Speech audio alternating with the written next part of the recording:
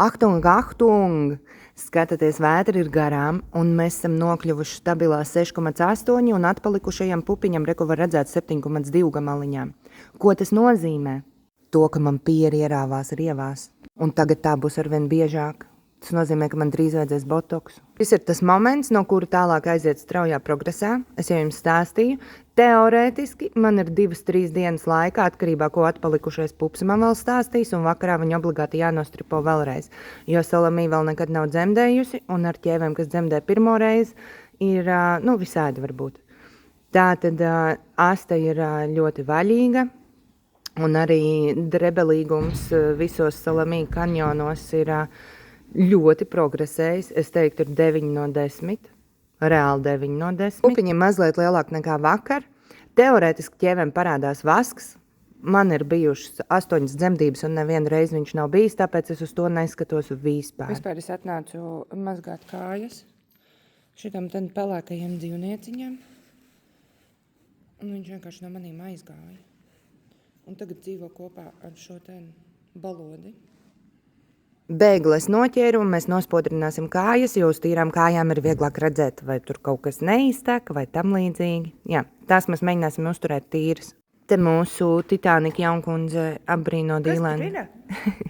Te Salamī aizgāja pie salmruļa un deva man mājienu, kad ir laiks sagatavot dzemdību boksu. Un tagad būs vienkārši apbrīns moments par to, cik viņa ir skaista. Paskatieties, cik viņa ir skaista, pat grūsna pēdējās dienās.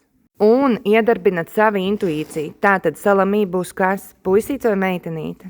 Kā jūs domājat? Un kādā krāsā? Varbūt vai nu sirms vai bērs vai rišs. Paskatīsimies, kam strādā vislabāk intuīcija.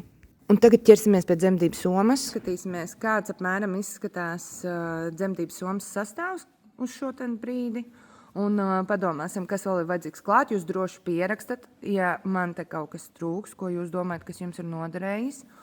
Un es pastāstīšu, kā man tas apmēram izskatās. Mums ir 2 veidu pudelītes, jo, diemžēl, var nākties dot bebītim pienu no pudelītes. Tur visādi var būt varianti. Man tā ir gadījies 2 reizi, un man ir 2 veidi, jo nevar zināt, cik ļoti, kas viņam patiks un kā būs vienkāršāk. Un man ir arī špricīte ar šo ten pīpītes galu. Ja kas, lai var kaut ko iedot. Mēs ceram, ka mums to nevajadzēs izmantot. Tad mums ir lubrikanta gels. Starp citu, viņu var smērēt blondiem, sadedzinātiem matiem galos un ir riktīgi go. Man frizieri to teica. Nē, tas bija pa citu lubrikantu gēlu. Bet es pieļauju domu, ka šitas ten arī tā strādā, un es ceru, ka tas, kur viņš būs jāizmanto, būs matu galu smērēšana. Tad mums ir cimdi, jo pa naktīm tomēr ir augsti. Tad mums ir termometrs, un tad mums ir 2 šķīdrumi nabas dezinficēšanai. Viens ir chlorheksidīns, un otrs ir jodu šķīdums. Un atceramies, ka stipro jodu šķīdumu uz spirta bāzi nevajag izmantot nabai. Bet es zinu, ko gribēju teikt. Šitas ten ir riktīgi labs lifehacks.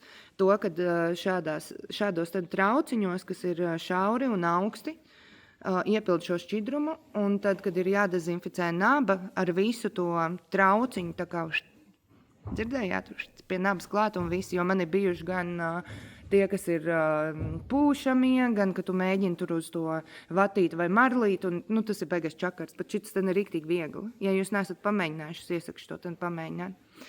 Tad mums tālāk ir zāles. Tālāk nāk zāles. Vienas zāles ir tādas, kas tiek izmantotas, tad ir placentas aizture, un otras zāles tur ir precāpju pretiekājs un pa lielam.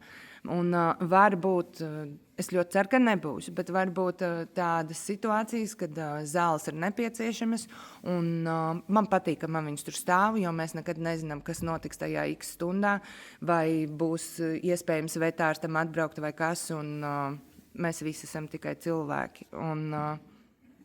Un visādi var gadīties. Man patīk, ka man stāv, un zāles mēs izmantojam tikai tad, ja vetārsts apstiprina un pasaka, ka tās zāles ir jādod. Un tad mums ir klizmiņa, jo var būt tā, ka kumeliņam ir grūti izspiest mekonī, kas ir pirmais kaksīts. Tur ir tāds riktīgais cietais.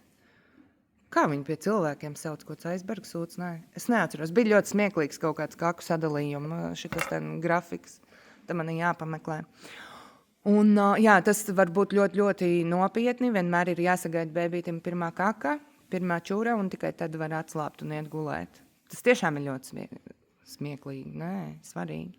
Un tad mums ir tālāk šķēres, kurus arī ļoti ceru, ka man nenāksies izmantot. Un nē, tas nav nabiņas pārgriešanai, kā jūs tikko iztēlojāties, visticamāk. Tā kā filmās ir, kad iedod tēvam pārgriezt nabas saiti. Nē, tā tas nenotiek. Zirgiem nabas saiti vispār nedrīkst griezt.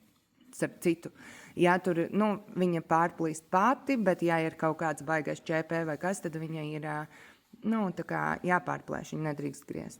Un tad man ir mazie savilcējiņi, lai var savilkt kopā bildi. Vēl man ir vajadzīgi dvieļi, un jāpadomā, ko man vēl vajag. Labu garstāvokli, par kaut kādas nervu tabletes. Jā.